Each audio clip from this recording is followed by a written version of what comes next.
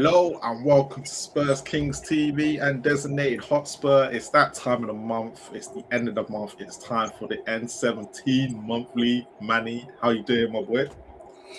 I'm good, man. I'm good. I'm itching to start. I think the Premier League. And the podcast, to be fair. So it's all good. It's been a while without Premier League football. We've had all the shenanigans going on with regards to the World Cup and FIFA and the cartel up there. So yeah, I'm itching to go back to normality, man. How are you doing? Oh, hold on. Did you just say cartel? There'd be Villa and Newcastle fans going, when you're in the cartel, it's okay, yeah? Yeah, man. Listen. No guilty charge here. No guilty charge.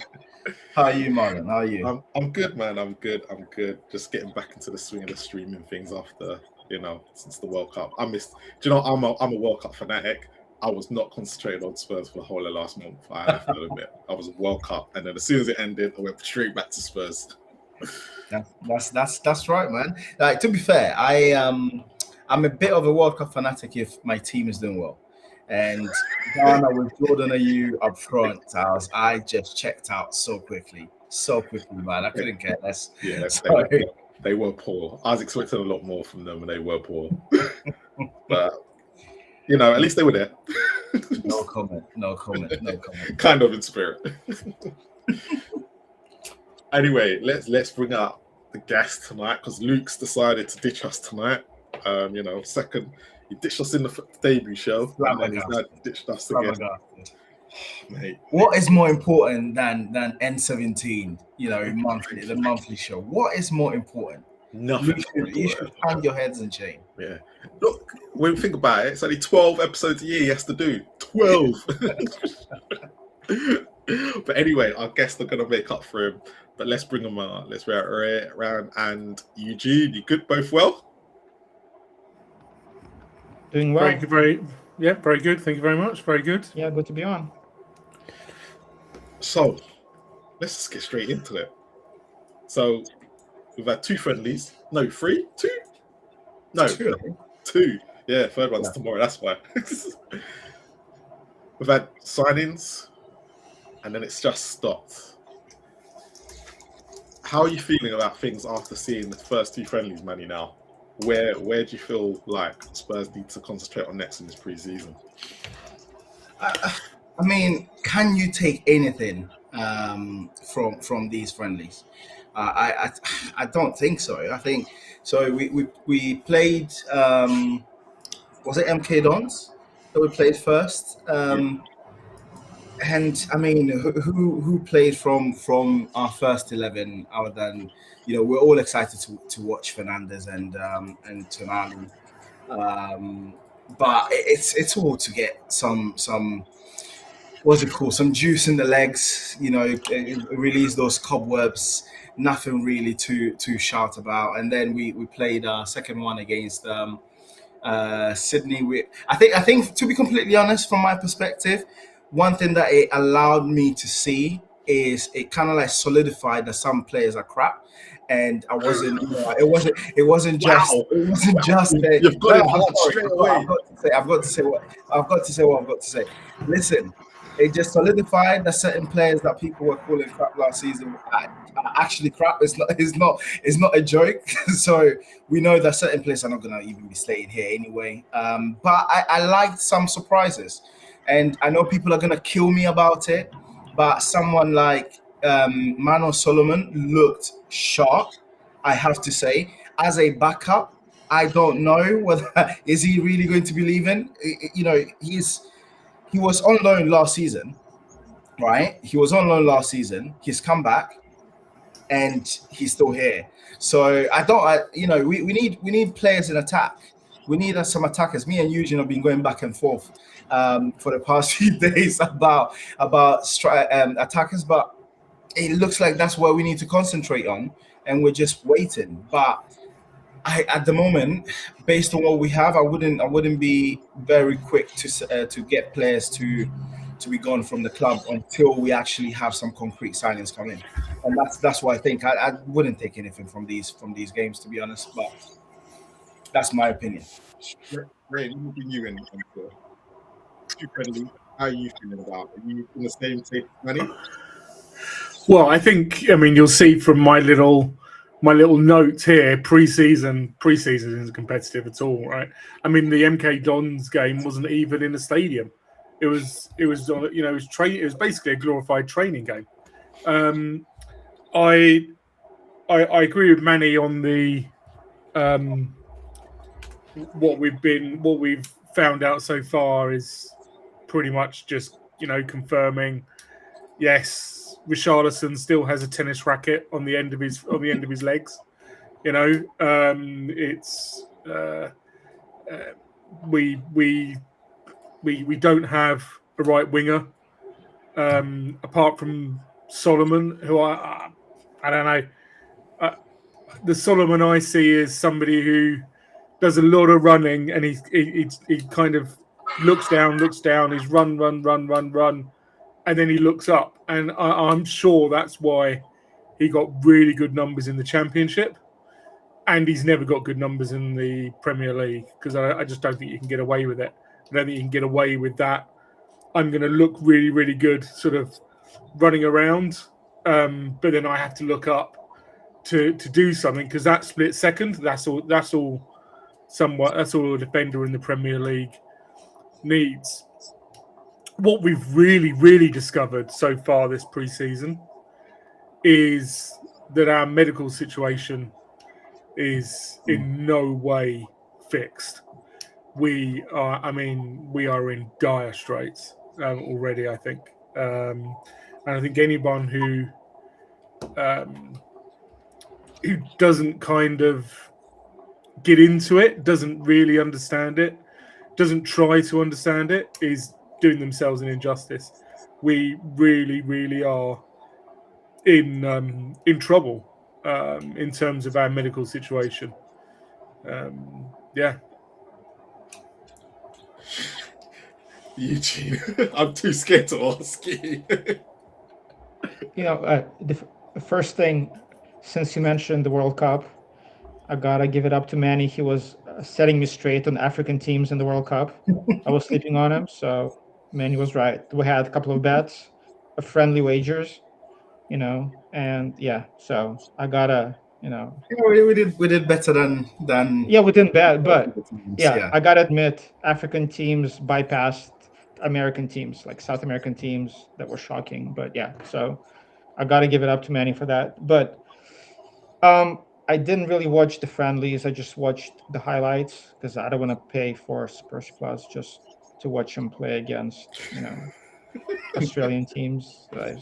But, to be honest, I'm exhausted, and the season hasn't started yet.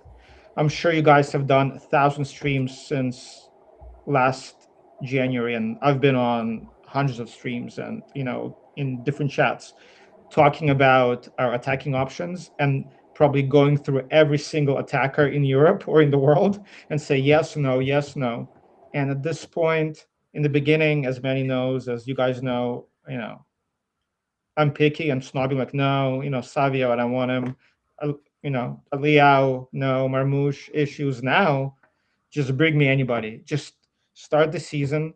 Just sign somebody. I'm tired talking about who's going to come in. Everybody has known for a long time we need two attackers, right? But for some reason, since a great start, like, things are quiet, and everybody's getting anxious right now. Everybody's getting, like, everybody's wondering what's happening. RDZ is dropping, comments about bombas, sending signals to the recruiting team.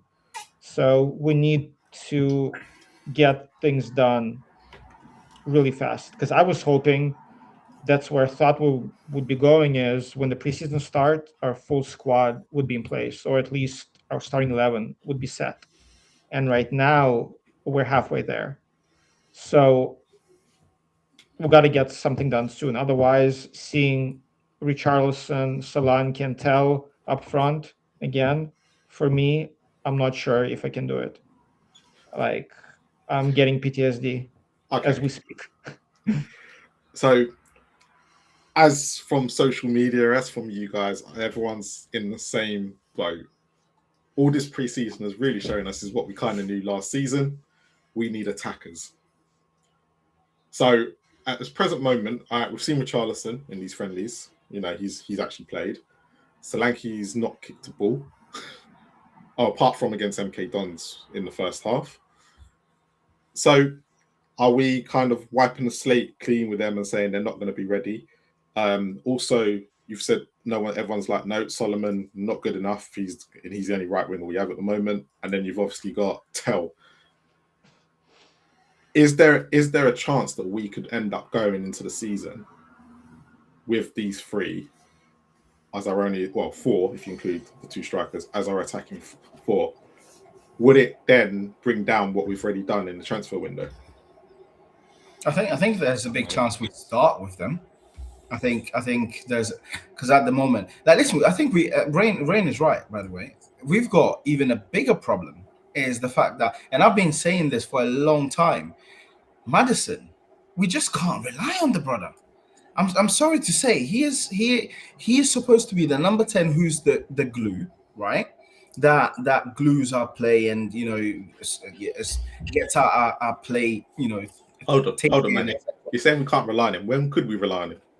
Yeah, but that's the point. That's exactly the point. Because whenever I've brought this up, and I have felt like I've been a bit of an outlier, maybe not in this space, but every single time I've said, I don't feel like Maddison can literally play at 100% for a full season, right? And I've been banging on about this. And I think, and again, for all the faults that Thomas Frank had, that's one thing he definitely saw, right? Because he wanted to bring in Morgan Gibbs-White. Reasoning being that he probably looked at Maddison's record and thought, I need someone a bit more robust, a bit more ready for the Premier League to be in that number 10 position. And we've now found ourselves in a situation where towards the end of last season, Maddison was coming on with 10 minutes to go, 15 minutes to go. He's gone away for 2 months, come back, and we can't play him. Same thing for Solanke. I'm hearing that apparently he's also got a slight injury and he's limping around. And then the other, just to top it off, what I thought was going to happen was that Kudus was going to be ready for preseason. Now Kudus is not ready for preseason. Apparently he didn't even travel to Australia. So now I'm starting to think, hold on a second. If Kudus is not ready, Kulusevski is not ready, Maddison, touch and go, he might start, but might get injured again. Solanke is not ready. So we are really and truly going into the season with Tell, Richarlison, and probably Mano Solomon. It's not now. The more I think about it, the more you start realizing that it's not just a left winger that we need. It's not just a striker that we need. We actually also need a 10, and we probably need a backup right winger on top of that. And it then I don't know why we started with the back now. If that is the case, I don't know whether maybe the Zerbi just said, listen, if we're able to shut shot, then, you know, we've got a better chance of winning games. I'm not entirely sure, but I'm looking at the back and I feel like we've got 2 players per every single position.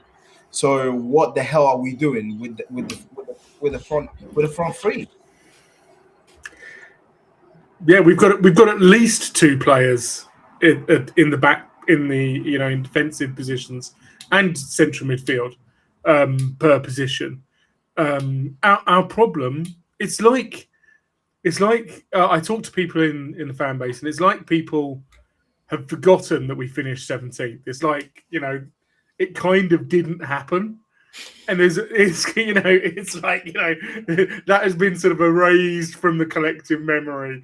And there's a very good reason why that happened. And that's because our strength in depth was absolutely atrocious. So as soon as we started getting injuries, we then started to overplay the good players that we had, and then we injured them, right? Because they got fatigued, you know, and then it just became it became an avalanche building up steam through its own momentum. And we are still in that position. Manny puts it really, really well. We currently have no right wingers apart from Manor Solomon. We currently have one left winger in Tell, and our strikers are Richarlison and Solanke. And that's why people are talking about, dare I say it, Luca Williams-Barnett and Mikey Moore. So, I mean, these are two kids. We're in desperate need of getting some forwards and some attackers over the line before the season starts. Much less the end of the transfer window. It's 3 weeks till the season starts, 5 weeks till the end of the transfer window. And I don't think people really understand just how much work there is to do. Eugene? Yeah, I mean, also first, kind of on Manny's point about Madison, when he was named captain, I was taking bullets from everywhere because I said I wasn't happy that he was named captain. He hasn't been named captain yet. It's not official. Oh, it's not? Okay. Well, good. Maybe it's just he spends more time on social media than actually on the pitch. We need somebody who is on the pitch and who we can rely on. And Madison he proved that, unfortunately, nothing personal against him. He just cannot stay fit. We cannot rely on him. So as a captain, we need somebody to be on the pitch. But overall, kind of to touch on what Rain said, I'm not as concerned about our depth, given that we're playing only one game a week. So if we sign 2 new attackers, then our attackers from last season, they become our depth. And even though we're not great, but we cannot sign 8, 9 players in one window. So all I want to see is just give me some starters. With 1 game a week, if Solanke is on the bench, if Tell is on the bench, if Odegaard comes back, he's on the bench. It's not amazing, right? We're not going to challenge, but for 1 game a week, unless, again, we have huge number of injuries, which is possible, but I'm hoping for 1 season we don't get unlucky. I think for this season, we should just focus on those 2 attackers and maybe 1 more, midfielder. And once we address that, maybe in January or next season, we can go back and fill in our squad. But right now, we just need 2 starters up front. So the big question is, and I'm not expecting you to name players. If you've got them, good. But there's a lot of rumors going right. Well, not a lot of rumors. A lot of people are saying the attacking market right now is probably the weakest it's been for many years. Like the top attackers are at top clubs, and then it just seems to be the level between top attackers and the next line of what they are is it's a huge ceiling. So when Spurs are looking right now, like they obviously wanted to go for Krupi, but Krupi's now out for 4 months. Okay, that was the biggest rumor. Where do Spurs look next in this situation? Because it's all good that we want attackers, but where can Spurs go from here? Because like Rain said, we finished 17th twice. Listen, can I say something, right? Yep. Yes, I agree with you. The landscape is not great, right? But there are players. And I'm going to mention a name that will probably concuss Eugene, right? With regards to and no, hold on. I'm not going to mention Leao, actually, funny enough, right? I actually understood what Eugene was having an argument in the group chat, and I understood where he was coming from, and people were absolutely killing him with regards to it. But Osimhen, right, to me, is not at a top club.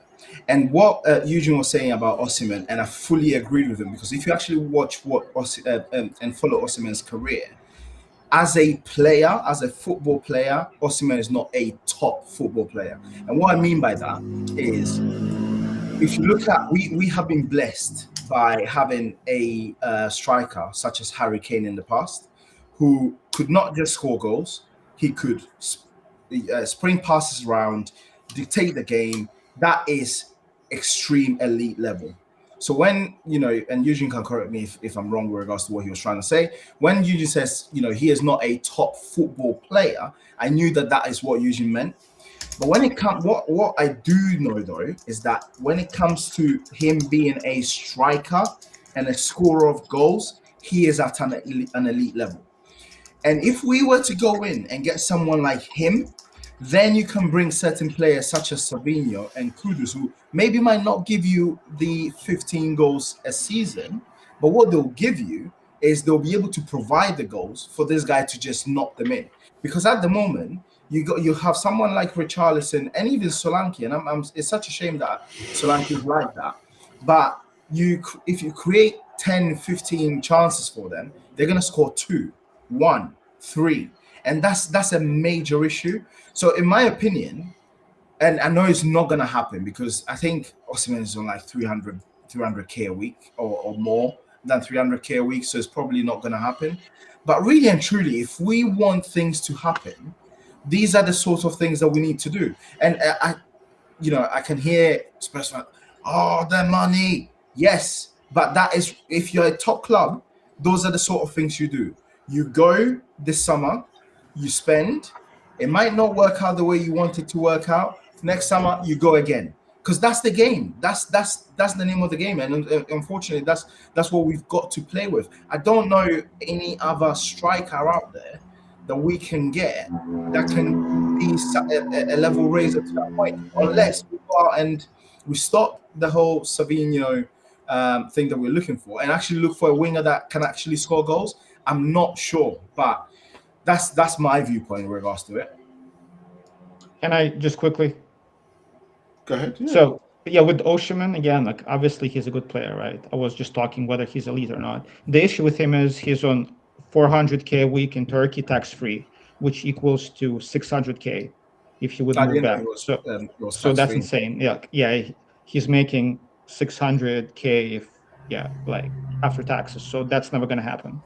And kind of my overall issue with the types of Leaos and Osimhens, where they're really talented, but again, I could be wrong. Just maybe I'm like a coach from the 1950s, like stay in line, no personalities, like no flair. But for me, I feel like for Spurs, it's like when we've seen Ndombele's, Romero's, just I think for us, mentality is just but as important as but the question will be if what De Zerbi's going to come with, would De Zerbi let them get away with what they've done, with their personalities? But getting away, I think, at least in my mind, I'm not sure if that's how we should be looking at it. So let's say, average but how I look tenure of a coach is 2 years, and we'll be stuck with a player for 5. Yeah, but let's take Romero. So look, from how I'm looking at it, if say De Zerbi leaves in 18 months, another De Zerbi needs to come in. That's what we've been told now.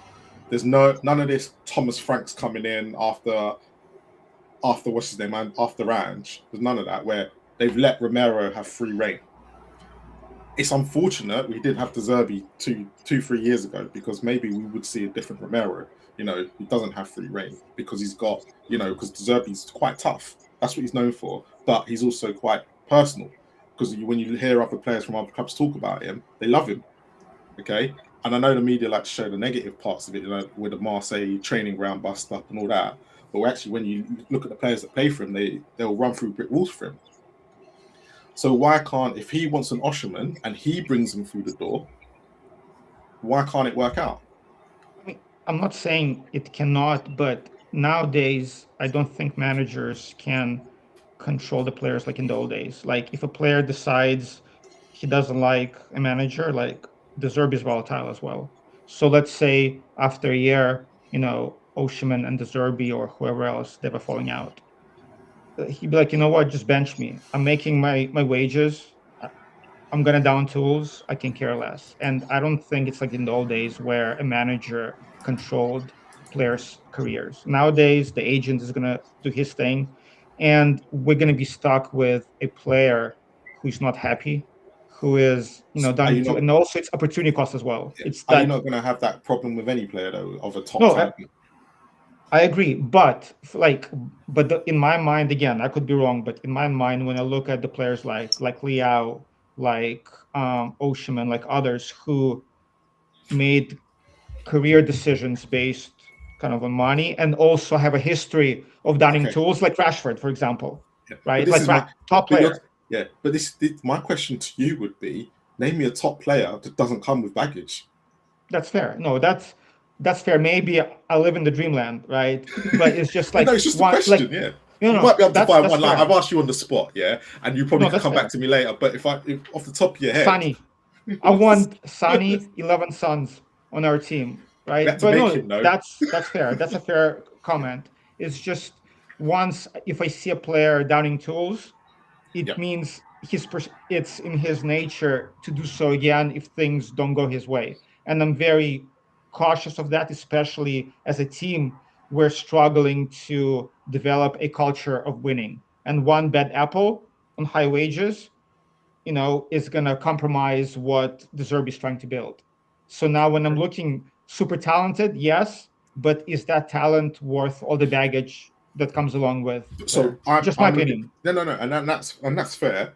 But when I hear something like that, I'm kind of going before I bring Rain in is you're happy with Solanke because Solanke's not going to give you those problems.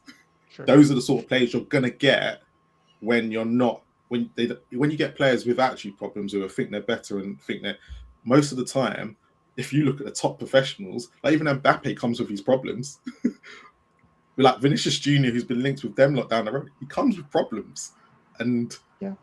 No, I think that's when you fair. get a top player, because like you're talking about Marcus Rashford, and Marcus Rashford, I think is a good player. You're right, I believe he's a good player, but again, he down tools for managers when he doesn't like them. Exactly. So, and we saw that when under Emery and under what's his name, Hansi Flick, suddenly he could run. So, are you not gonna? So at this present moment, are you not in the sense of actually let's go and get what's gonna be better than what we've got, unless we're stuck with the softy personalities. Yeah. I mean, that's a tough one. Like, again, like for me, just my kind of watching sports for all these years, for me, like the team cohesion, team chemistry Yeah, is very, very important. Because like when you look at the winning teams, most of the time they have, you know, the dressing room cohesion is there. And if you look at teams where they have top players, like even if you look at Mbappe, he's a top player, like the best in the world, but he's had his issues, PSG, Madrid, right? Is something is there. So I know I might be unreasonable. Maybe every top player has his issues, and maybe not every Sonny because was, because let's you let's know, take Kane and Haaland for talking purposes. The world class. Bellingham, Rice. There's plenty of players who don't have baggage. Bellingham's baggage. Yeah, he's had his baggage. He's a great professional, but off the pitch, there are some things that he expects, and he falls out with players if they're not performing. But that's the way it but is. he's a winner. Like Yeah. for Is me, that a bad baggage is thing? like downing tools is an No, but issue this for is me. what I'm Like saying. down tools. I'd love someone like Bellingham to be in the team, but if we're talking about these players that have come with baggage, most of them do. I do also think that like I fully understand what Eugene is saying 100%. Like if there's no harmony in the dressing room, like even let's just take as an example Romero, right? And I have been a big massive believer in Romero. I absolutely love the guy. I love his mentality. I love everything about him. But just like I said, it gets to a certain point where you start thinking, okay, you know what? You're talented, but then everything that comes with you sometimes, is it really worth it? Is it really worth it if you're not on the pitch majority of the time? Is it really worth it if, like, I was one of the people in the stands who was always thinking, Romero's right, the ball, this, you know what I mean? I'm that guy. But then I start thinking, okay, yeah, I know you're right. But then if you're not there playing, then it becomes a bit of an issue. But so I get that point. I do think though that just like Marlon said, different environments produce different kind of players, and sometimes I think the coach, like someone like De Zerbi, just like you said, would not tolerate certain things. So he would definitely be speaking at length with anybody before they come in, and he would be able to assess whether there is a certain level of whatever it is that the person comes in, whether that level or that threshold he can deal with. And if he feels that he can deal with, he would bring that person in. And I think that's the balance that obviously we would never know about until either someone comes in or does not come in. And you know what I mean? So personality and character is absolutely vital. It's really, really important in a player. It's a reason why Ange, forgive me for mentioning him, Ferguson, Wenger, none of these people ever signed a player without talking to them first.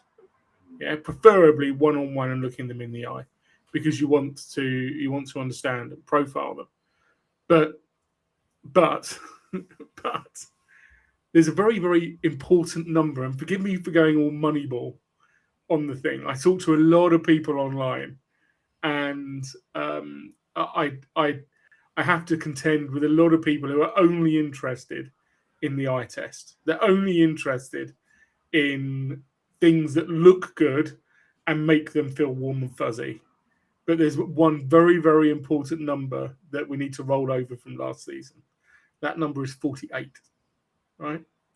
That is the number of goals we scored in the Premier League last season. 38 games, we scored 48 goals. And arguably, right here, right now, without Kudus, Odegaard barely played last season. Without Xavi, Maddison barely played.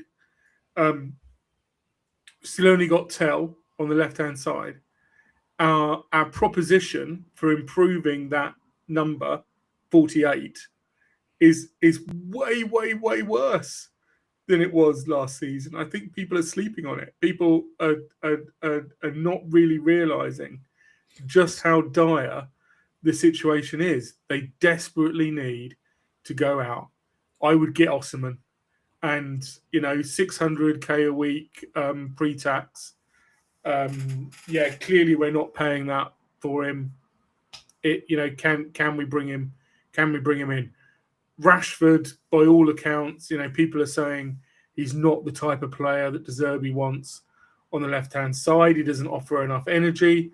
But heck, if you can unlock him and make him work, he will get you 15 goals. Yeah, we don't actually have another. We've only got one other player who scored 15 goals, and he's only done that in one season, which is Solanke. And that was his only season where he went without getting injured. He is injury prone.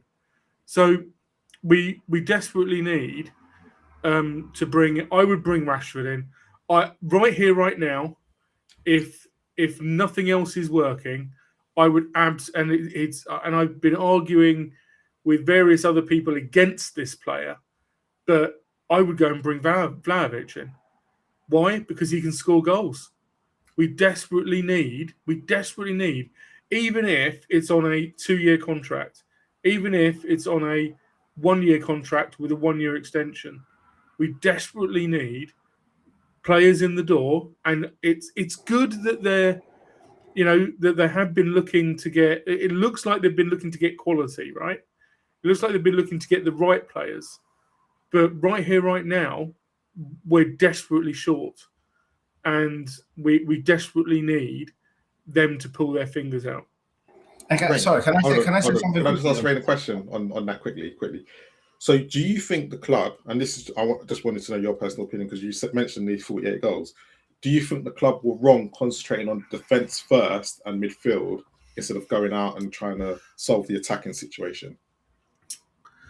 I think the biggest problem with concentrating on defence and midfield is those are the positions where we actually need to get rid of players.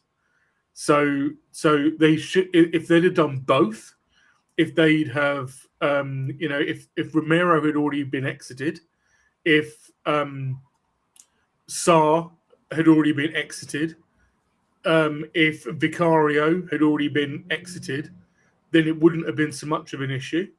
But I think the reason why we're not signing players right here, right now, the reason why it's stalled over the last couple of weeks is we're currently 3 players over our non-homegrown quota. Yeah, that's before we sign any other players. We're 3 homegrown players It's over 17, isn't it? Yeah, 17, and we're currently on 23, and 3 of those are under 21. So you can just ignore it. We're currently on 20. So we need to get rid of 3 non-homegrown players before we can register the players that we've currently got. Which means that ideally, if we're talking about a Leao, if we're talking about Rashford is homegrown, so that's perfect. But if we're talking about a Leao, if we're talking about an Osman, if we're talking about a Vlahovic, we then need to sell another player. Yeah. Right. So and that's something that we're demonstrably really bad at. Really bad. Because if Krupi comes in, he'll go in as an under 21 because of his age, and that's probably why they were probably looking at someone like Krupi. But the reason why I asked the question, because when you actually look at how many goals we've conceded in the last 2 years, I think it's like 120. I think we conceded 60 something last year, or 50 something, and then 60 the year before. And possibly the reason why they went down that route first. I mean, it's absolutely vital to have the right type of defenders to set up a De Zerbi system, Marlon, right? Yeah. The way that he plays out from the back, the way that the central defenders progress the ball, it's absolutely critical. You know, we've got Van Hecker and Senesi. Absolutely incredible that we've got those players, and it almost feels bad to be sort of moaning about the fact that there hasn't been progression elsewhere, because we've had so many good players who've come through the door. I'm loving the fact that we've got Fernandes. Tonali is going to be an absolutely fantastic player for us. But the reality is, the reason why we finished 17th twice is because there is so much work to do, and the work needs to be done. And if the work doesn't get done, then having a solid defense. Tottenham fans are not going to accept 1-0 or 0-0 games. If we're winning, last 17, I'll take anything. I'll take a clean sheet for one. Nah, listen. I'm telling you, I'm at the games every weekend. I'm telling you, they cuss out when we even when we didn't win 1-0. They are not happy. Manny, how many home games you see last year that we won that weren't? No, of course, 100%. But I'm telling you, I'll be happy for one. But can I say as well though, on the back of what Rain is saying, and he's been spot on with regards to quite a lot of the things he said, right? One other thing as well that also I'm looking at, and maybe I'm just getting way ahead of myself, right? But when I'm watching what is happening around us as well, and I'm looking at Liverpool and the players having an absolute go at each other on a pitch in the Wrexham friendlies, and the fact that they spent £500 million last year, and right now they've lost Salah, they've lost Jota, RIP, they've lost Ekitike, who was their best player, and they still need, and Isak is injury prone. They have not bought anybody. I'm looking at Chelsea, and yes, they've got one game a week, they've got great players, but obviously Xabi Alonso is an unknown quantity. Arsenal are reigning champions, so they're going to be there or thereabout. Michael Carrick is going to have his first feel of playing 2 games a week, right, in the Champions League, and needing to play his best players at all times. Like, I'm looking at that, and I'm looking at your Brighton, your Bournemouth, your Sunderland. All of these teams are in Europe next season, and I'm like, this is our chance to sneak in there.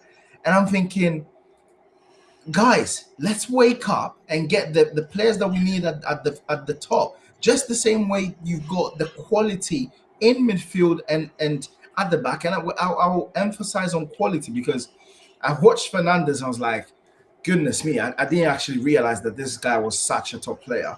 I looked at Tonali, and Tonali will do what he needs to do. Like, a lot of people forget that they talk about Bruno Guimaraes, but they forget that Bruno Guimaraes was not going across the pitch like easily. It was Tonali that was doing the dog work for him to be able to be a top player. And then I've seen enough for Andy Robertson to be like, maybe Doggy is going to be on the bench. So I'm looking at that and I'm thinking, you know what? just get these players at the front in, so that we can actually have a chance. Do you And think- that's my worry. So do you think, like, I'm just going to go back on what Rain said. Do you think other clubs are waiting for Spurs to do what you said so they can get our players on the cheap because they'll know how desperate, like you said, we've got to get rid of 3 already, Yeah, plus to make room for any overseas player, yeah. unless it's Rashford or unless they're under 21. Our club's are waiting for Spurs, even though they're interested, like Romero, like Pape Sai. We've heard there's interest, but no one seems to be biting. Bergvall, I think, now has to stay because of Fernandez's injury. That seems to be what the rumor mill is. So do you think a lot of clubs are just waiting because they've seen how much we've spent? They can clearly see we're in a desperate situation that we need to get rid of players, and they're probably going to wait until, like, if they're smart, they're going to do Daniel Levy on us and wait till the end when we're in a desperate situation and we have to get rid of them on the cheap. Maybe, but we have put ourselves in that situation, right? What, for finishing Let's not forget that we've just sold Lancashire, whatever his name is, for 20 million. That is a good deal. We've just sold. Who else have we sold out since the start of the season? Sorry, Vuskovic for 47 million. Apparently, Sousa's going to Benfica or Porto for 20 million euros. Like, they have sold well, and they selling him. Didn't even know that. Yeah, and they've sold well, right? And for me, as an entity, sometimes you need to take the L on certain situations in order to move forward. When I say that, I mean the likes of, and I know people don't like it whenever I'm saying it. Aubameyang. Whoa, that is close. Are you at the F1? Aubameyang got his contract ripped up. Ozil got his contracts ripped up. Like, certain teams, like when you're at the top and you're generating a certain level of revenue, sometimes you just have to understand, you know what, you finished 17th twice. You've got some players that clearly are not in the manager's plans. You just need to take, like, and how much are we going to be selling Romero? You know, how much do they want for Romero? 60 million euros. If Inter are offering 40 million euros, take the L. Yeah. Take the L. I'm sorry. You know what I mean? But if that is what's holding us up, you take the L and you move on. Even if it means saying to Inter Milan, you know what, 40 million euros and we want a 20% sell-on clause.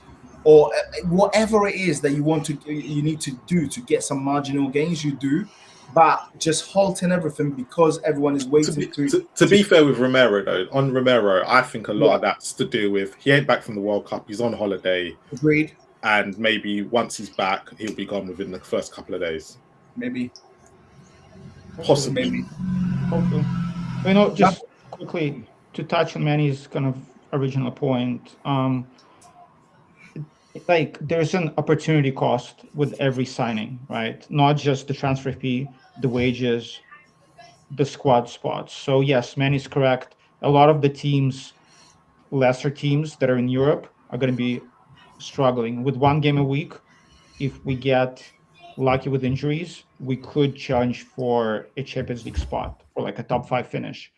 However, for me, that would be great, but for once in a long time, I want to see a proper rebuild that's not only for 1 season or 2 seasons, but that can take us up a level for the next decade, right? And I feel like stopgaps, like if we sign Gakpo's or Vlahovic's, yes, they might help us next season, the season after. But personally, I'm not sure if they would take us up a level for the foreseeable future. For example, Krupi was the one who I really wanted. He was my number 1 target. Now, after the injury, obviously it's not going to happen. But I just feel like, regardless of who the manager is, because the managers, they come and go, regardless of where we are, we need to build smartly. Like, if you look at Newcastle or Liverpool, they spend a ton of money on big names. It didn't work out. So we just need to make sure the pieces fit for the next 3, 4, 5, 6 years. So kind of that's the way I'm looking at things. So I do want us to improve next season, of course, but I don't want short-term solutions that will hinder us for the foreseeable future. Short-term thinking that hurt us in the past. Rain, you're on mute. You're I on think. mute, Rain. I would actually say it was an over reliance on trying to plan for the future that caused a lot of our problems. Yep. Yeah, that has caused a huge amount of our problems. And do you know what? Sometimes you need a tactical solution for a tactical problem. And right here, right now, in the last couple of weeks, in the next couple of weeks, if things don't happen, and let's be clear, the longer nothing happens, right, the less likely we're going to get the right players in. Yeah, I get them around here as well, Marlon, going up and down every now and again. Yeah. Especially on a clear night. Yeah. So we need, and do you know what? Signaling to other clubs that, do you know what? We've got a deal done. We're less desperate now. Yeah, might not be a bad thing. Going out and getting one of these positions filled, left wing, right wing, forward, might not be a bad thing. Yeah. But again, I come back to what are we doing to get these players? What are we doing to get players out the door? Why is it taking us so long? If there are so many clubs who are in Europe this season, surely some of them are looking for a central midfielder like Sarr. But you know what, Rain? Surely. I think we're just, as fan base, like, we're overvaluing our players. Like, I was told Romero is an elite player. Top clubs will be lining up to get him. Nobody wants him. I just think that our players are not that, they are not wanted as much as we would think. But on the other hand, Chelsea can sell anybody, and we've been struggling to sell players forever. But Chelsea haven't finished 17th twice. No, but I'm saying but they know how to sell players. Yeah, they can sell a lunch lady if they wanted to. Like, but we cannot sell anyone. It's easy to sell players when you're finishing top 6, top 8, because you've actually got players who are semi-attractive. There's a reason why we're finishing 17th. and for all anyone wants to blame the coach, most of it's down to the players and the squad, the squad composition. So, I mean, one of the most disappointing things I saw today on the training video was Vicario training with the other goalkeepers, and I'm thinking, what is he doing there?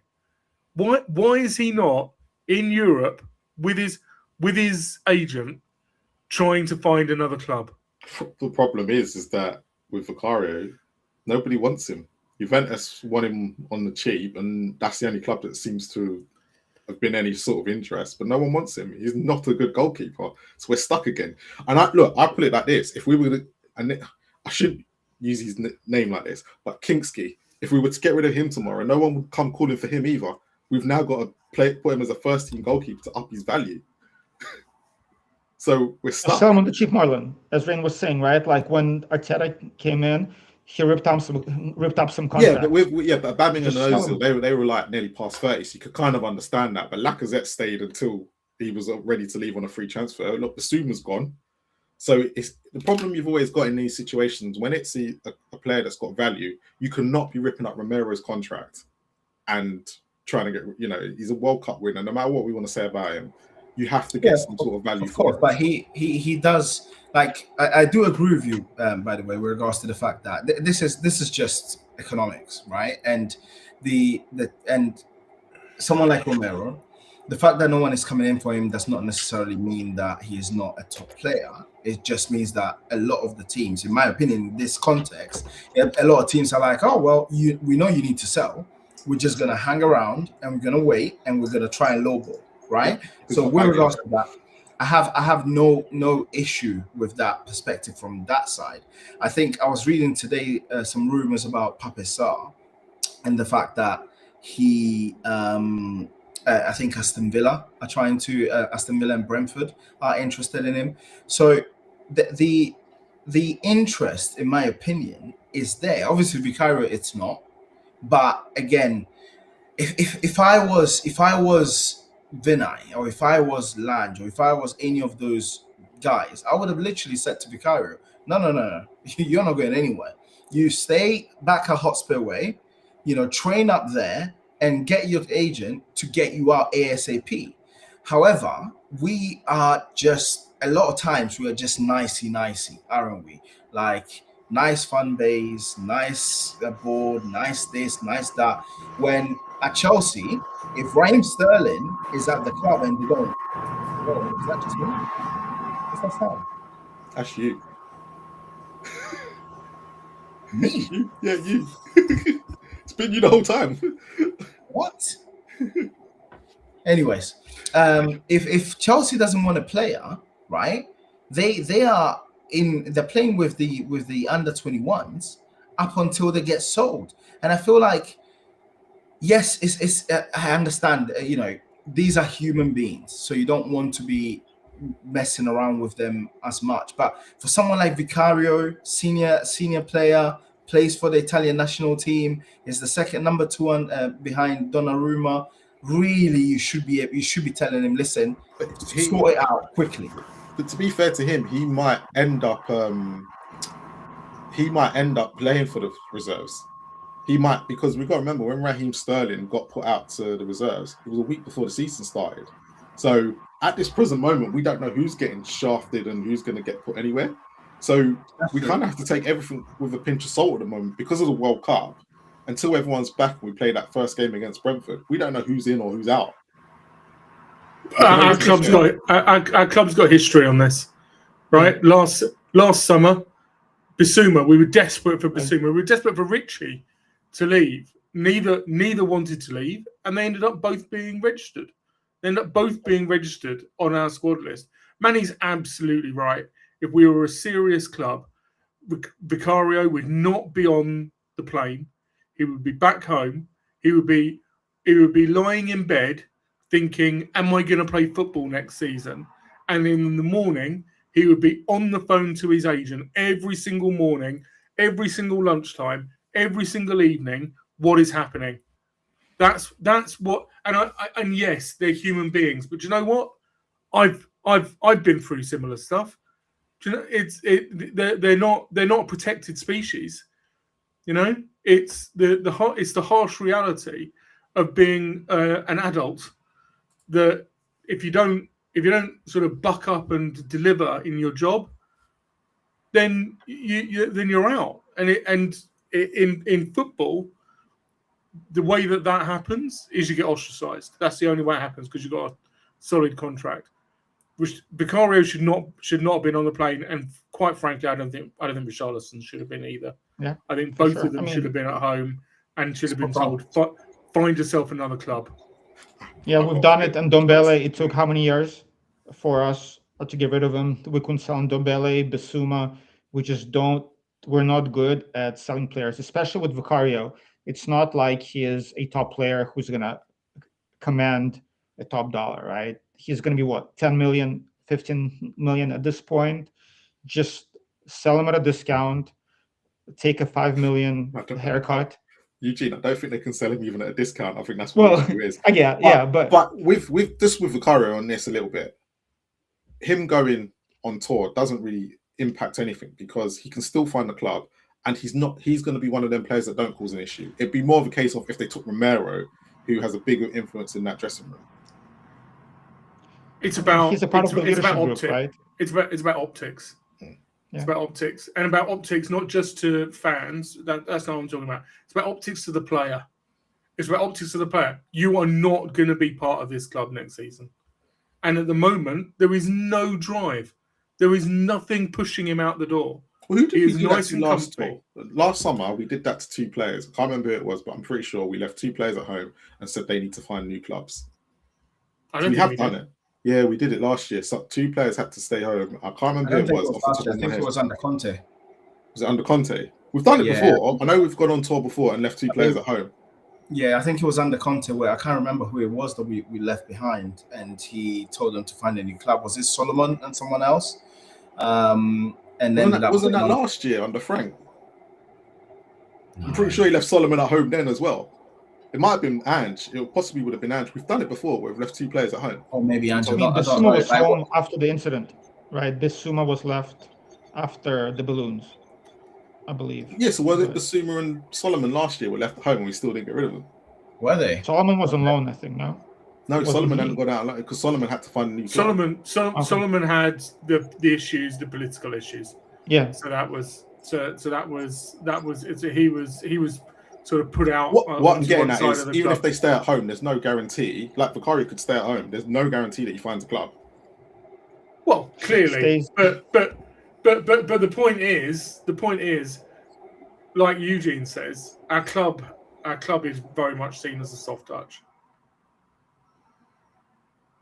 Possibly, yeah. Well, especially when RDC comes in, right? If he wants to send a message, this is my team, I'm in charge, I make decisions, he needs to show to all the other players kind of who the core group is. Zerbi's come out and said though, hasn't he? Look, if the player don't want to be here, they're not going to be here. But yeah, but saying and showing are different things, right? Saying it's easy to say. Then why? So why say it then? I mean, it sounds good. I mean, I would say it, but doing it is difficult. But I think the problem is that Vicario's quite happy. I think Vicario's quite. I bet you Vicario thinks if he just sticks it out, he'll be back. Charleston is very happy to stay. I actually think Vicario is one of the players that went in and said he wants to leave. I think he wanted to leave. He wanted to go to Juve. Juve have now pivoted somewhere else. I'm not sure what's happening with Inter, but also Napoli were in for him. And I think those 2 clubs are being Italian clubs as well, with the limited finances. Yeah. Sorry? He will end up on loan. I think he'll be a loan with obligation to buy if he plays. Yeah, but that's what I'm saying. I think those 2 clubs are typical Italian clubs that are just going to wait and wait. And then last minute come in and try and package it at a lower value. Yeah. I don't think he is going to stay. The person that definitely, I am 159% sure is staying is Richie. Because when I saw that first video and I saw the smile on his face at Hospital Way, I was like, this brother is going nowhere. He is going nowhere. It was very content. It was his citizenship question. And that's when you knew he ain't going nowhere. That's it. The smile on his face, I was like, this guy is not going anywhere, guys. We are screwed. For the 4th straight season, he said, I want to stay and fight for my spot. He says that every single season. He doesn't want to, he's happy. He doesn't want to go to Brazil yet, which is... Okay. Yeah. So my question to you lot, what are we going to see? Now it's August, and we've obviously got, who have we got? We've got Chelsea tomorrow. We've got Getafe at Hotspur away on 8th, and then Hoffenheim twice in 2 days before we start the season against Brentford and Newcastle. What are we going to see? Anything different in the next 3 or 4 weeks, or is this what we're seeing now? Apart from some of the players coming back, this is what we've got to judge the season on because there's not going to be much coming through the door. I mean, anybody can take it. I think honestly, I'm not gonna speak for the whole fan base, but I will. No, you could speak if for this you. Is it. Oh, I'm sorry. What? Oh, you can speak if this for is you. it. Yeah. I'll speak for everybody. If this is it, if this is all our business, if no attackers come in, this fan base is gonna have a meltdown. I don't care how good Zerbi is and how everybody's buying into what he's trying to do. If we do not sign at least 1 top attacker or 2, it's gonna be 2. But I'm just saying, like, if we sign 1 top attacker, and then at least I can see how they can justify, their lack of business. But if we don't, like this fan base is gonna go into meltdown, and it's gonna be a long season. It's gonna be bad. So I just don't see us not doing any more business. We have to sign 2 more players. We just have to. But also, sorry, going back to one of the very first things that Rain said, right, which is you sign these players, right? Not only are they going to obviously improve our team, which is obvious, but what it does, it allows the players who maybe are on those fringes of injury and are trying to recover, they don't have to then be rushed back to play and then get injured again. Like I think a lot of the times people need to, well, people, when I say people, they need to look at the bigger picture here. It's not just about the the obvious situation that is in front of them. They need to look at what this also does for them. I think we are not going to see Maddison until maybe the Hoffenheim game, in my opinion. We're I don't probably think we'll see him there. maybe not. Well, I don't think we're going to see Kudus until we're back as well. And again, that to me, you can't like I know preseason is preseason is now packaged as a commercial, tour and bringing in revenue. But let's not digress from what preseason is for, which is to get your players ready and fit for the season ahead. And if you've got players as important as Maddison, as Kudus, as Solanke not playing, then you can't just expect them to pick up and get going as soon as we start the season. And I know, it's one game a week, but our games, I was literally looking at the start of our games just as we were speaking. They're not that easy. Like Brentford away at 5:30 on a Saturday is not that easy. Like, ideally we win, but if you're not ready, you will get gazumped. Yeah, that goes to say with anything, though, isn't it? If you're not ready, you're always going to get gazumped. But if you actually looked at our fixtures, the fact we don't play a so-called top 6 side until we play Manchester United in October, the fixtures are very favourable. And I know Villa are in that. Villa at home's in that, but you also got to look at Villa at the moment are struggling for players.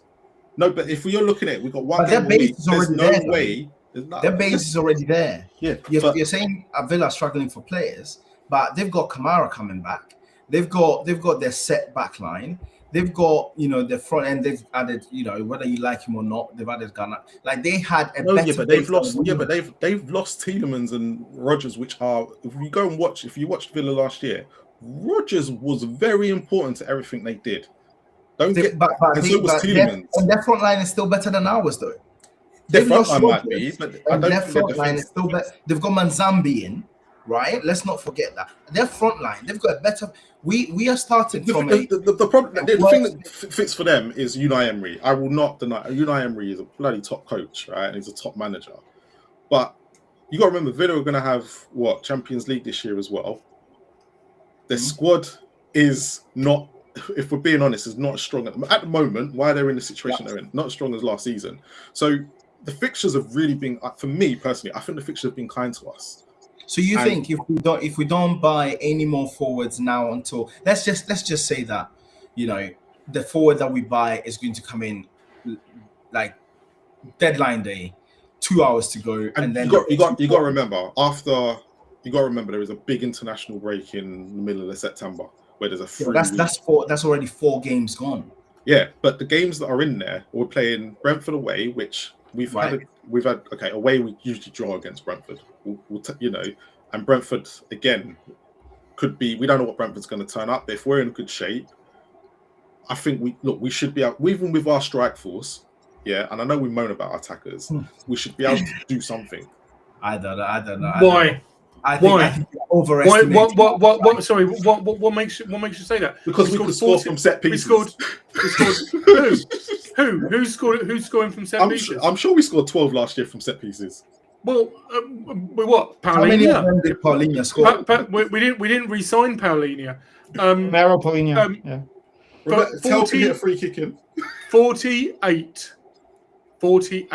That's how many goals we scored. As long as we don't. How many goals we scored last season?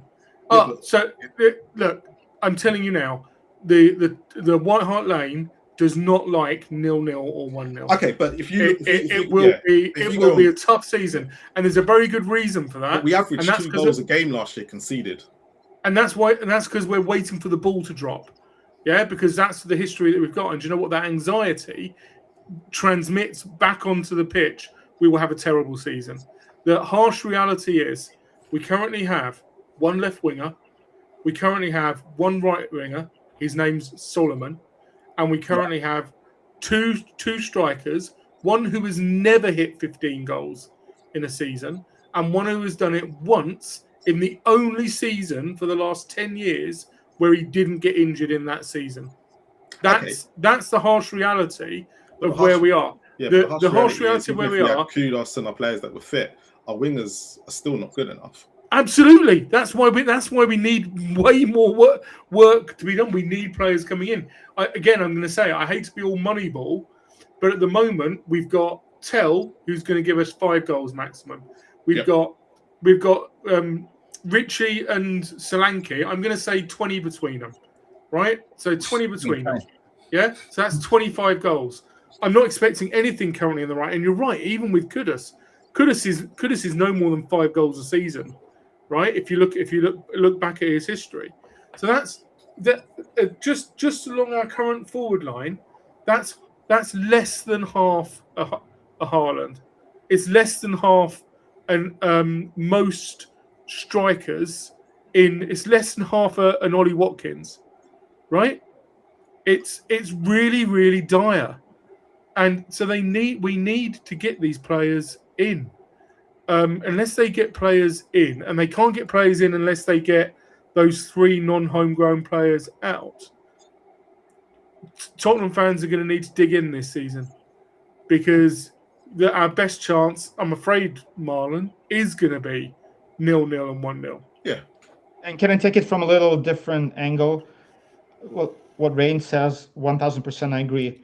But also the danger is we see right now the Zerbi is getting a little antsy, talking about bombas, and we know his personality. He's volatile. If he told the board, I want 2 attackers, and they don't bring anybody in, I'm concerned about how he is going to react and his disposition and his attitude, because we know how he is. If he doesn't get his way, he might be the one to explode and just walk away. He might not do it this season, but I'm sure, if he's not in the best spirits, this might have an impact on the club. So I know we need players, but his state of mind to me is just as important, because we're putting basically all our chips in the Zerbi, in his bandwagon, saying he's the guy who's going to take us to where we want to be. If he's not happy and he's volatile, and we know his past, this might be a big issue for us. So they got to make him happy. Just like Conte Mark II, right? He's already put a marker down. We've only done 60% of the business. So where's the other 40%? The other 40% is up top.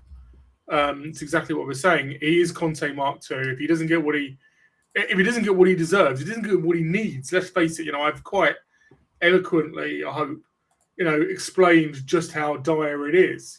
By putting those numbers in. Then if he doesn't get that, then who can blame him at Christmas when we've only scored 12 goals? Who can blame him for coming back and going, I haven't got what I need to do what I wanted to do? Yeah.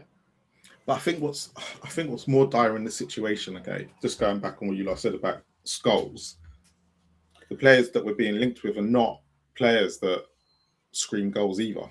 Yeah. In the Premier League. And that includes, unfortunately, it does include, I know Rashford got 14 goals for Barcelona last year, 8 coming in La Liga.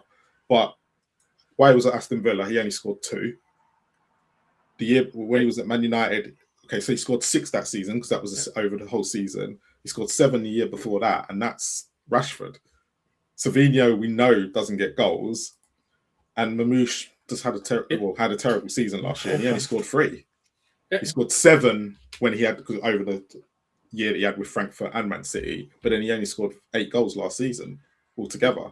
So we're saying our Solanke thing will only get 20, but the players that we're looking to bring in, okay, yes, they might fit into the system, and you can't judge them at the clubs they're at, and we might be the right environment, but it also looks like we're not even looking at bringing goals in at the moment. So where do we go from here? Go and drop 100 million on Yildiz. Go and drop 120 million on Igor Thiago, and you'll add 40 goals. You'll double our goal count from last season. But on one hand, like Marlon, I agree with you, and that's why I'm against Savio, because 70 million for somebody who doesn't score, it doesn't suit us. But on the other hand, again, I'm playing devil's advocate, right? If you look at most of the teams in the Prem, how many great strikers are around? Not many. So if we get 2 attackers who can score, let's say, 10 goals apiece, we might be in decent shape. There is no way we're going to get somebody to score 20 goals. Those players are not around. So if we get 2 attackers, Hey, we already told you I'm Osherman. well, hey, 600K, I'm okay. Hey, I'm down for Osherman, but realistically speaking, right? If we get 2 attackers who can give us, 10 goals apiece more than we got last season, if we got a left winger who can score, who can give us, let's say, 12, 13, and a striker who can give us 18, we might be in a decent shape. Because then the Zerbi at least can put some pieces together to score goals. But there is no way, if we're expecting a top striker, a 25 goal a season striker, that's just not going to happen. There are no strikers out there. To be honest, when I look at the striker situation, as long as they can get 13, 14, I'm good with. And the reason why I say that, because Gyökeres only scored, I think it was, I had it with me the other day. He didn't score that many. Yeah, Arsenal won the league. Yeah, but Gabriel got almost 10, right? No, Saka was next. Saka, Okay. when this was league only, Saka was next, and he had something like 7 or 8. Yeah, but the point is they spread the goals around. We're not spreading. We're not. Okay, like someone said, Romero is out. Okay, so that's goals, another set of goals coming out the team. I think Van der Ven, I think most of our goals last year ended up coming from mostly defenders. At one point, they were our top goals, so they were our top goal scorers. Look, if Van der Ven is able to push forward, I don't know if Pedro Porro, if he starts getting more into the box, he may end up with more goals. The issue you've got is if we probably need to spread the goals around. And I think that's what the issue is at the moment, because we haven't got this. Look, the strikers are not going to be out there. That from what it sounds like, from what we're all saying, it's either you go and buy someone ridiculous and hopefully it works, or you go and you have to try and think of how you can spread the goals around. But you know what, Marlon? A question, again, food for thought. I'm not arguing that point, but just something to think about. We know our attackers are not good. But then last season, if you look at our midfield, how many opportunities did our midfield give our attackers? I don't remember, maybe more than 2 through balls. That was a massive issue. So I think, again, if our midfield is obviously improved, if Madison stays fit, or if we bring in another number 10 who can actually create, Fernandes, Tonali, even though our attackers are wasteful and not great. However, just that will be an improvement. So if we get a competent 2 attackers with improvement in the midfield and some creativity from the Zerbi and those midfielders, that will manufacture goals by default. We just need somebody who's not as wasteful as Richarlison, who can actually finish 1 in 3. And maybe the Zerbi will let them shoot from distance, where compared to Frank. Exactly. Exactly. So I actually think that our midfield is going to be a big part of our improvement. 100%. We're not going to hopefully just pass back and forth, sideways and back. 100%. So that's just going to, But can I also say, the reason why I'm reluctant to judge players such as Mamouche and Savinho is because when you look at even Savinho, the last time he played for a team that didn't go into every game with the opposing team just playing an absolute low block, he scored goals, right? When I'm just saying. Hey, my friend, come on. No, I'm just fine. Manny. Can I finish my point? To play low block against Spurs. No. Let me finish. but that's the point. That's the point. Teams do not play low block against Spurs. Yes, they do. Yes, they do. Yes, they do. That's the reason why everybody, because they knew we couldn't break them down. Yeah. That was the sole reason why we lost the long games, because they just hit us on the break. Guys, when Ange was there, and we were playing free-flowing football, they did not play low block against us. Yes, they did. They did, because they knew they could catch us over the top. They did. That was Manny, it all started. It all started with the Chelsea game with Pochettino. Yeah, Pochettino broke us. Yeah, and then very shortly after, was it O'Neill the Wolves coach broke went it on Sky down. Sport, went on Sky Sports and broke it down. And I saw it game after game after game. But the first 30, 35 minutes, teams just didn't attack us. They just went line on the edge of the penalty area, didn't let us do anything. What we're saying is Manny, I'll tell you this. Hold on. Can I get it clear then? So Mamouche and Savinho are not good enough for Spurs. Is that what we're saying? No, I think the profiles, Manny. The profiles. I think Savinho is the right profile for what De Zerbi wants, and the issue that everyone has with him, is the numbers that he produced at City. But he was playing a complete different system. Now, De Zerbi and the club want Savinho. So if why? They're going to, because he fits the profile for what they need. They've seen. But if he fits the profile, and what you guys are telling me is that he can't score goals anyway. So why do we want him? I agree. Why does De Zerbi want him? I'm with you. I'm with you. 100%. It must be more than just Savinho can't score goals, right? It must be more than that, because this guy is technically because he's a touchline winger, isn't he? And that's what De Zerbi likes. He is. But that's the point. That's the point. So maybe there is more to his underlying data than just GA, which our current generation is obsessed about. That maybe he actually is in a system where he's been brought in after playing a season on the. Hold on, please. Let me finish. After playing a season on the left, I will not tolerate any Savinho slander. After playing a season in Spain, he is now being brought in by Pep. He's been put on the right, and then he can't score goals all of a sudden. And bearing in mind, Pep has got a plethora of really, really great players. So if you don't perform in one game, you can just be sent to the wilderness and not play a game. The guy was in, out, couldn't get any sort of momentum going, and we are now saying this guy can't come in. It's not the fact he can't come in, but you just said everyone concentrates on GA. Manny, unfortunately, goals. No, I'm not in that sense. Not in that sense. What I'm not saying but I could run around for 80 minutes, and if I don't contribute, that's not what I'm saying. Know who the best person is. This is Noni Madueke. Will run around for 60 minutes, but won't do anything. And then but with Noni Madueke, we've seen him under different coaches and know that he can't do it, right? We've seen him under different coaches and know he can't do it. That does make sense. And I accept Eugene's point about the fact that obviously it was Spain.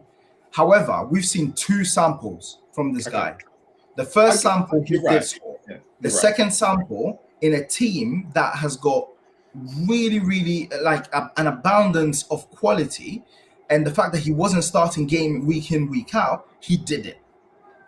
That's my only point, and I genuinely do think that if you look at Savinho and look at the fact that he is one, just like you said, a touchline winger, his quality on the ball is next to none in my opinion, and his speed just suits the way De Zerbi wants to play, and the fact that he wants him in, I genuinely reckon that he will make it work. I genuinely reckon that a lot of people are gonna. And I've got a major list on my notepad of people that will need to apologize to me on stream. Add me. Once it happens. No. Can I just Manny, don't say that yet, because if Savio's the only one to come in, he still has to set up with Richarlison and Solanke, so he's never going to produce. Yes, of course. Yeah. Hold fire on that. Can I just argue that? Can I just take the he did things at Girona thing?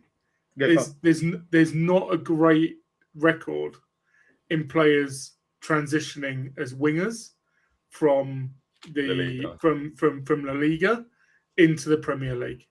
It's a very, very different type of profile. And I'll give you one player, Brian Hill. Right? Brian Hill looked like an absolute wonder kid. Beast. He looked like an absolute wonder kid. When we signed him, my one of my mates who's a Madrid season ticket holder, you have got the best player. And he sent me some highlight reels, and I was like, wow. It's a different type of profile. It doesn't mean that Savinho is a bad player. Absolutely not, right? It's just a different type. It's like Jonathan David, was absolutely cranked them out in Liga, I don't think he would have transitioned very well into the best example. I'll tell you just one. I'll tell you a league. I've been saying it on a couple of other streams where players do seem to transition quite well. And someone on a stream I was on laid it out why is Belgium. The Belgian league players seem to transition over to the Premier League really, really well. And I can't remember who it was, laid it out. They play a similar style. It's physical. It's about power and pace rather than trickery. That's a lot of what the Premier League is about. Sorry, Marlon. No, I was going to say, like, if you look at Lamela, who all of us wanted out, as soon as he went to Seville, they were like, "Oh my God, who's this player we've got?" So the transition from English, from the Premier League to La Liga is much easier than I could live with that. That does make sense. And like, I always go back to what Ibrahimovic was saying because he played in every league, right? He was saying Spain is all about technicality. It's all about tech. Italy is about tactics, and Prem is about pace and power. So you might be a great fit for a certain league, but it might not translate to a different league. And we've seen Italian players outside of Tonali haven't done well in the Prem for a long time. Same, players from Spain. So it's all about the fit. And just quickly, Manny, to touch on a couple of your points, I have two concerns with Savio. First one is he really who the Zerbi wants? Because we wanted him last season. So I have, again, maybe it's my PTSD, but is he? I think it's an agreement. It's an agreement. So, but that's my PTSD. Also, when I listen to Man City fans, right, like to LB and Big Steve, who know their stuff, they were saying that big issue with him is that Haaland was frustrated by his lack of footballing instinct and IQ. Same thing that we see with Tel. He just made the wrong pass, the wrong move. We really got one of them.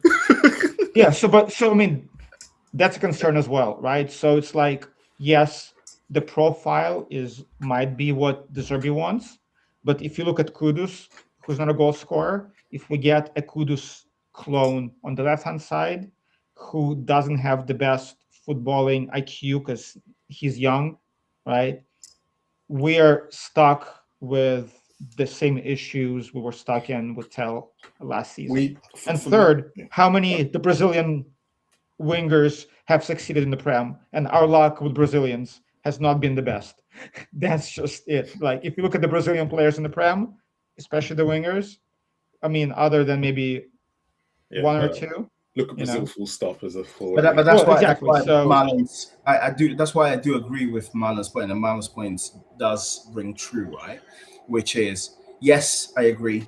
Kudus is Ghanaian. I'm Ghanaian, and I've watched him at length, right? Kudus will not give you your 15 goals per season. However, what Kudus does, which we saw last season very, very quickly when he got injured, is that the amount of players it takes to stop him is what his major strength is. Because he gets the ball, you need to double up, triple up on him, right? Which creates space, which last season we couldn't exploit because we didn't have the technical players in midfield to thread through the pass that should have got us to that point, right?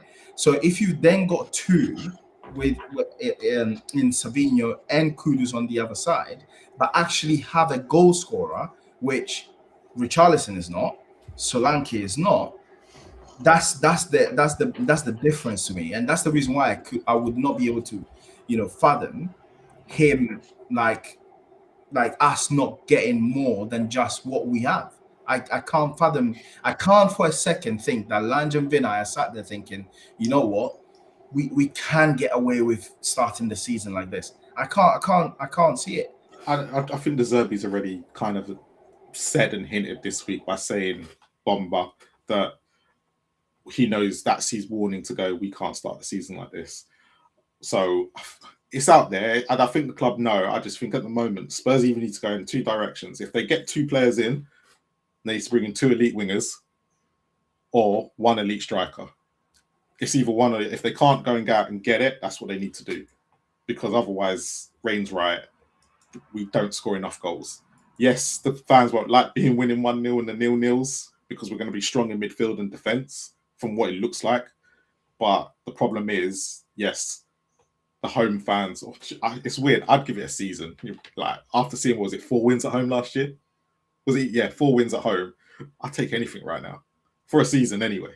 Why they're building, but we are where we are. Okay, so all of you, one by one, who is your starting lineup when we play Brentford? And you can include. I'm going to allow you to include signings as well. Who you think we might make? So you can say, leave space for such and such. Insert here for the signings if you think we're going to sign someone. But if you were going to pick your starting lineup to play against Brentford and what you've had rumoured and what you've seen, who are you picking for the first game against Brentford on the 22nd of August? Eugene, you can start. Fine, I'll go first. Everybody's thinking. And anyone in the chat as well. Hold on. Anyone in the chat, please bring who you think we're going to be. Who's starting? Well, I mean, let's face it. We're thinking Kinski. Yep. Right. Yeah, Kinski, we're thinking. Porro. I'm thinking Porro maybe isn't ready yet. I'm thinking might be Spence. I think it's going to be Archie Gray. Oh, okay, Archie Gray. I think that's. I don't think Spence and Porro will be ready because you got to remember they both went in the tournament as long as they did, and they're only going to get back a week before Brentford. They're going to be nowhere near. I think that's a good shout. You guys are demoralizing Eugene, man. Yeah. Eugene. Unfortunately, I think that's where we're at. Fair. I forgot about that. I just figured they need 2 weeks rest and they're good to go. But they're only coming back on the Monday, and we play Brentford literally on the Saturday. Apparently. I mean, Porro. I think both of them are capable, but I don't think Zerbi will do it. So I think Gray's a good shout. So Van Hacker and Van der Ven, right? Yep. And it looks very much like Robertson on the left. He looks good to me. I don't think he will be. Would be in trouble, but yeah, I guess. He hasn't played, has he? He hasn't played, but I think it will be Doggy.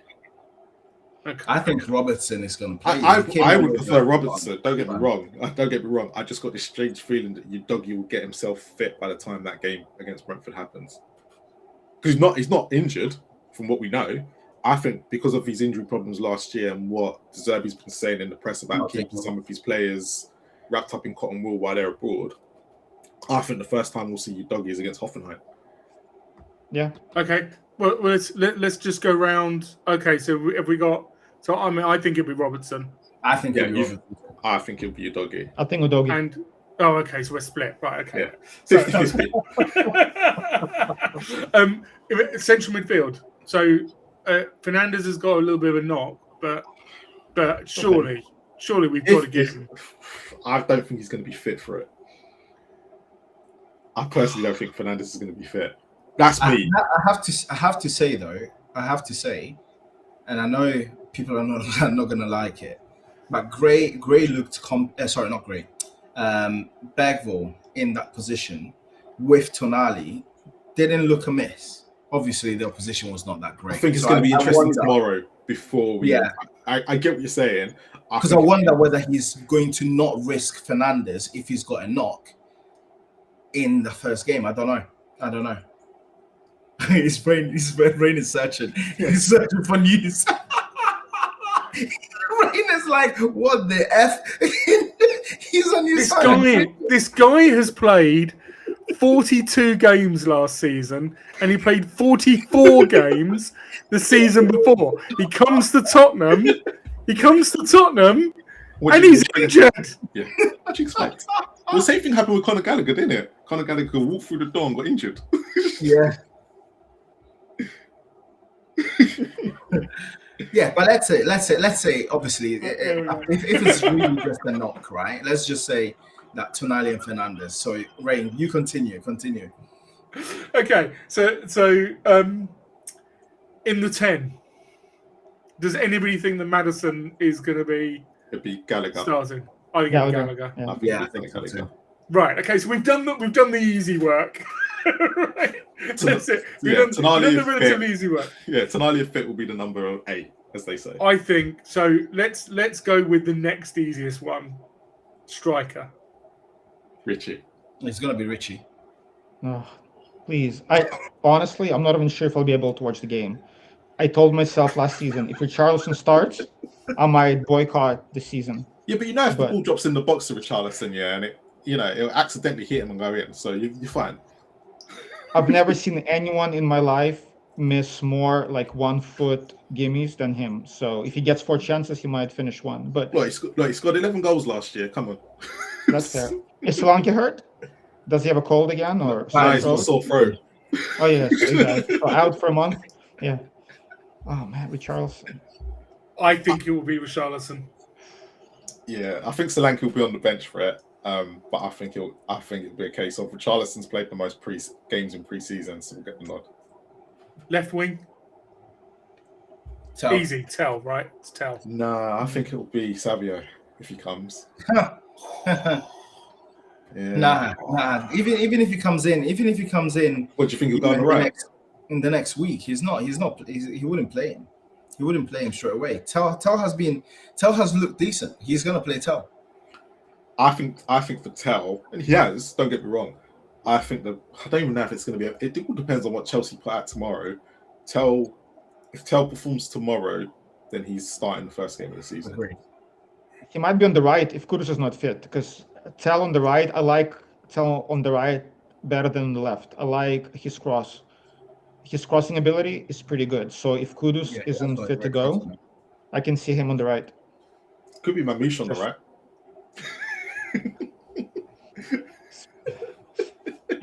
Marlon, don't do this to me. Let's face it. There's 3 weeks, Yeah. right? I forgot there- about Solomon, by the way. Solomon will be on that right hand side. No, Nah. Solomon will be gone.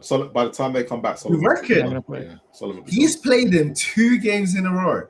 And I know what you're saying, Marlon, and I fully agree with you. But I genuinely, sometimes I'll sit down there and I'm thinking, he has seen that first game, seen his burst of pace, the way he's gone past players, and thought, oh, okay, you know what? Let me see again what he's gonna look like.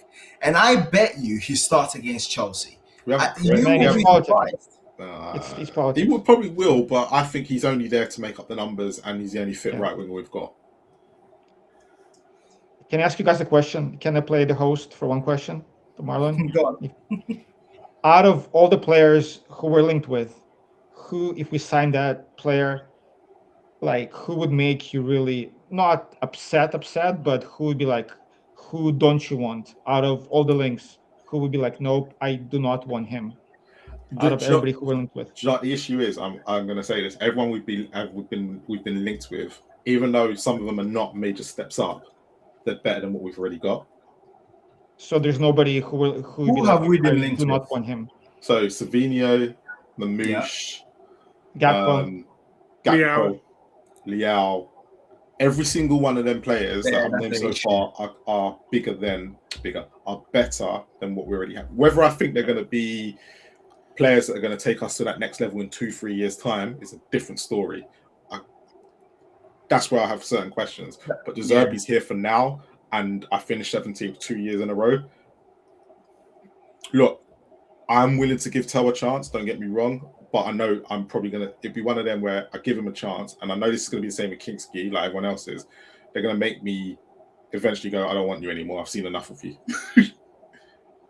But that player would have been Gakpo for me, but again, just like Marlon said, you look at Gakpo, I don't want Gakpo because every single time he gets the ball, I know exactly what he's going to do. I know exactly what move he's is, right? effective at it. But he is better than what we goals. have.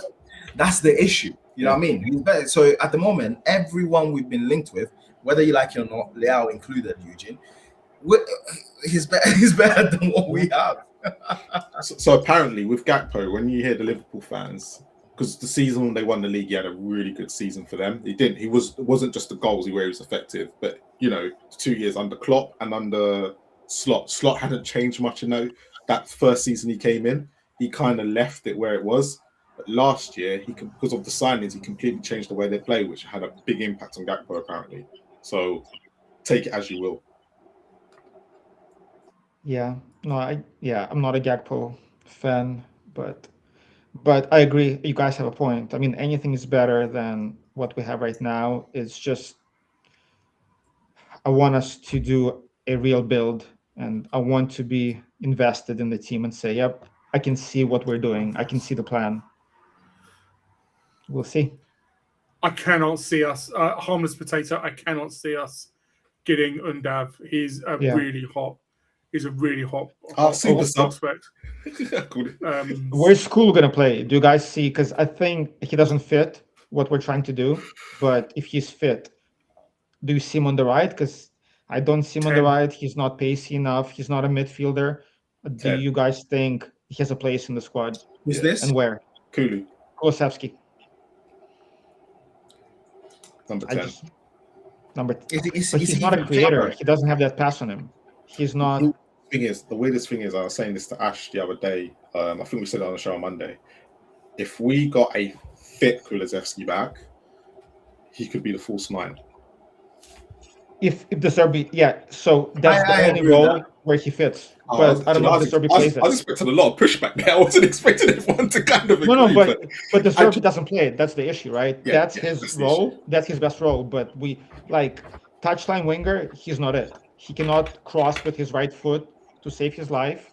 He doesn't like playing on the left. He No, does the not pro- has no Kulu, pace. what Kulu's good at is he's good at holding the ball and keeping That's possession holding the of ball up. Yeah, Number and 8. he got he's us not out of a lot of passer. trouble with Ange with that.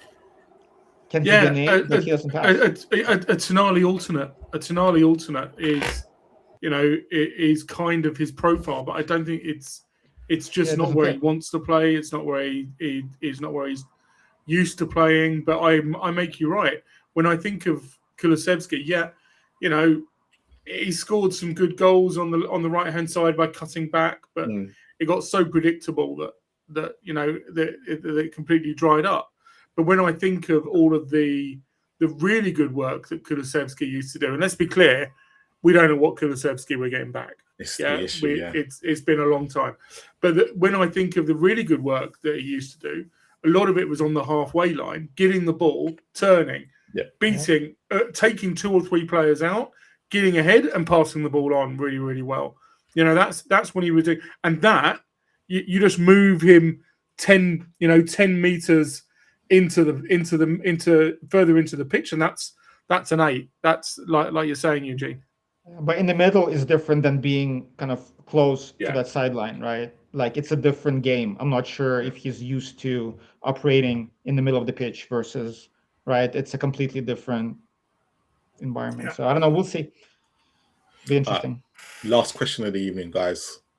And I'll use this against you at the end of the season in the little reel. But I'll be asking anyone who comes on as guests, where are we going to finish? Right now, if this was the squad to go into the season, where are we finishing? If Manny, this is the you go squad- last. Huh? With this squad if this right is now. the squad. No more This is the signings. squad. No more signings. This is the squad. Where are we finishing? With this squad, I say 8th. Okay. Ray? 12th. Okay. Manny. I was laughing. Manny, you get to change your mind each month, so it's fine. That's what you just said is exactly what I was going to say. So I was thinking whether he had got into my mind. Manny and Marlon, you're going to give a sort of a monthly update on your emotional state. Yeah, I was going to say 8th. I think that there is so much uncertainty and disruption in this league right now, with nearly half the league playing in Europe, so having to play Thursday, Sunday, that I think we're going to be there or thereabouts, playing 1 game a week. But I'm sorry, I want more. I know the Zerbi wants more, and I need these guys to want more too. And I think by sorting out, and come on, listen, if the 4 of us know it, if the entire fan base knows it, surely these guys know it. And I think that's what they're working on, right? So let's hope they're able to do what they need to do, because every single other signing that they've brought in this season, in my opinion, has been the right signing at the right quality. So don't mess this up by now reverting back to type. That's my thing. All right. So heart and head think two different things. Heart is going 6th, and just due to what Manny said, half the teams are going to be playing around in Europe and stuff. And because I know a lot of players won't like it, a lot of the fans won't like it. The home games are the biggest problem, but away games, fans are slightly different. So they'd accept if they're winning away to a certain extent for it to work to a certain period. But Zerbi's not going to play like Thomas Frank. It's going to be a case of can they get the goals? But my head says if this front line, it's 10th or 9th. And again, I think defensively will be sound. I think I've got the strange feeling Martin Dubravka will be our goalkeeper by the end of the season as well. I don't know why, but yeah. You know why? Because he looked decent in that game. No. So it was when Kinski bloody kicked the ball to the MK Dons player within the first minute, and I'm like, here we go. I think my PTSD kicked in with him, and it wasn't even Atletico Madrid because him coming back and being able to face what he did mentally, brilliant, but doesn't make him a great goalkeeper overnight. He still has the same issues that we had when he conceded the 8 goals in those last 7 games. So was it 7? I can't remember which way around it was. But listen, I understand where you're coming from. But one thing I will say though is, and I know people disagreed with me last time. De Zerbi, if he starts and if Kinski starts and he's not good enough, he will be replaced immediately by Dubravka. Yeah. That's why I would not let him just be there because he's number 1. And I know people don't. Burnley last year, didn't it? Dubravka came yes, and I know people don't agree with me, but Dubravka will surprise a lot of people because he's not running fool's errand. He is a decent keeper. I'm not saying he's an outstanding goalkeeper. He's a decent keeper. But he does again. I have Fraser Forster with him because of his age. He's not as mobile and quick as he used to be, and that's the one thing that worries me. But he's actually quite decent with his feet, so we'll see. But guys, Rain, first of all, thank you for coming on and replacing Luke tonight. And I think I've done an all right job replacing Luke. Yeah, of course, it's easy to replace. Way better. You could have had your mic on mute all night; it would have been better. Eugene, thank you for being who you are and not like you are in a WhatsApp group. Hey, no, again, that's an outlier. That's just, Yeah, we want WhatsApp Eugene. We don't want this Eugene. Yeah. Don't hold that against me. Manny, appreciate it. Manny, what's coming up?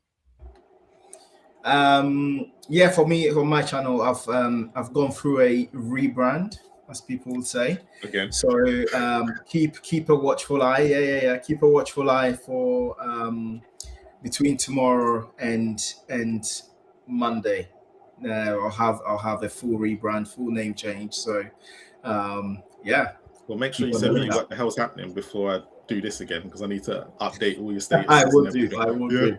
You don't have to do. It's just not just you anymore, yeah. I will do, man. But thanks for having me, as usual. What do you mean? You're part of this, man. You say thanks for having you. You're still good.